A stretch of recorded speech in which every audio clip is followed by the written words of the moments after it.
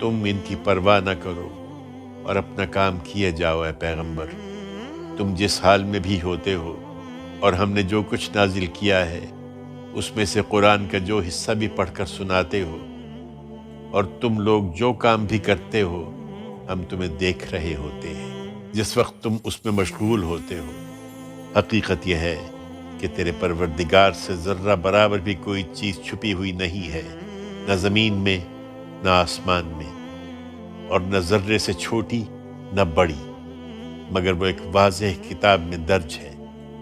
لوگو سنو، خدا کا پیغمبر اور اس کے ساتھی سب اللہ کے دوست ہیں، اور اللہ کے دوستوں کے لیے جو ایمان لائے اور خدا سے ڈرتے رہے، قیامت کے دن نہ کوئی خوف ہوگا نہ وہ غمزدہ ہوں گے۔ ان کے لیے دنیا کی زندگی میں بھی خوشخبری ہے اور آخرت کی زندگی میں بھی۔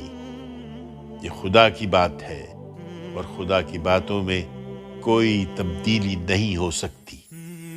یہی بڑی کامیابی ہے۔ یہ جو کچھ کہہ رہے ہیں وہ تمہیں رنجیدہ نہ کرے اے پیغمبر۔ تمام عزت اللہ ہی کے لیے ہے، تم اس پر بھروسہ رکھو اور اپنا کام کیے جاؤ، وہ سب کچھ سنتا اور جانتا ہے۔